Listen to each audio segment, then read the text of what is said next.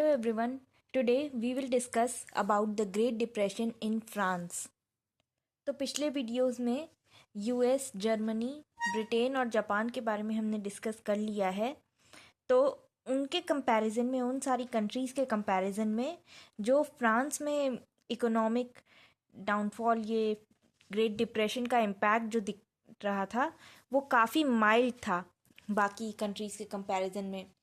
जहाँ यूएस जैसी कंट्रीज़ में 14 मिलियन लोग अनएम्प्लॉयड हो गए थे, बट यहाँ फ्रांस में 1930 के according maximum, at its maximum, employment 1 million से ज़्यादा एक्सीड नहीं करी।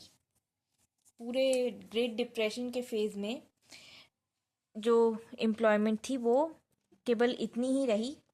एंड जो 1 मिलियन, ये जो फिगर है 1 मिलियन, ये 1930 के वर्क फोर्स का केवल 5% था।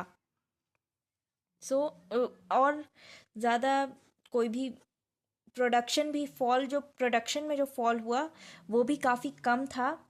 एंड 1929 के आउटपुट के अकॉर्डिंग 20% भी नहीं पहुंचा था वो जो फॉल इन प्रोडक्शन था।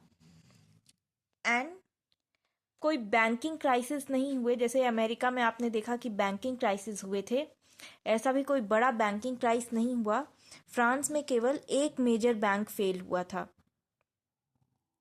अब जो 1931 में कई सारी कंट्रीज़ ने अपनी करेंसी को डीवैल्यूएट करना स्टार्ट कर दिया था। फ्रांस में ऐसा नहीं हुआ।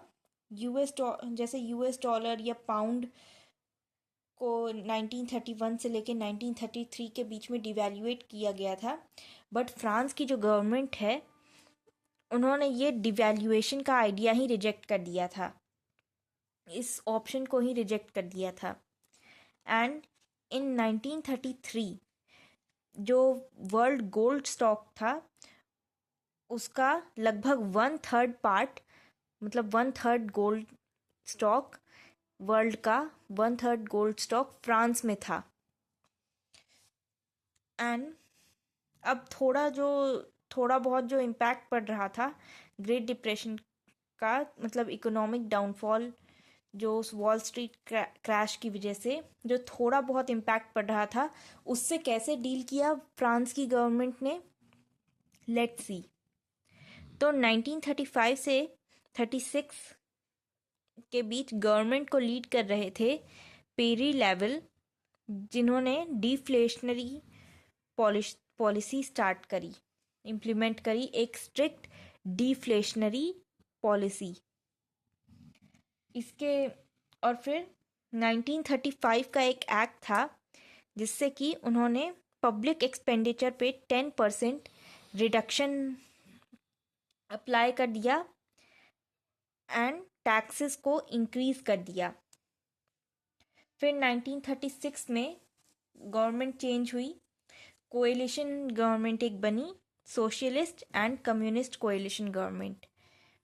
अब इन्होंने कलेक्टिव बार्गेनिंग जैसे मेजर्स इंट्रोड्यूस करे between employers and trade unions. अब ये क्या है, वेज कॉन्ट्रैक्टर्स पे ये जो कलेक्टिव बार्गेनिंग की पॉलिसी थी ये अप्लाई होती थी। Next, work week hours reduce करे। पहले work week 48 hours work week होता था, बट बाद में उसे रिड्यूस करके 40 आवर्स का कर दिया गया। एंड नेक्स्ट क्या हुआ, एम्प्लॉयज़ को वर्क वीक तो रिड्यूस करा ही, एम्प्लॉयज़ को 2 वीक्स की पेड हॉलीडे दी।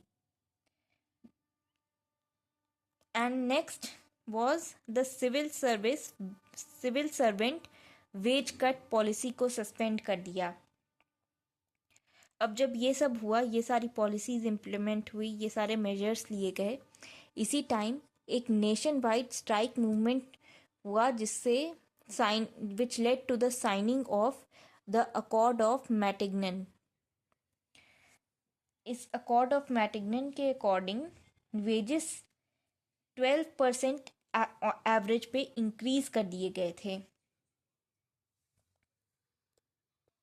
इसका क्या रिजल्ट हुआ कि लेबर कॉस्ट 29% से इंक्रीज हो गया।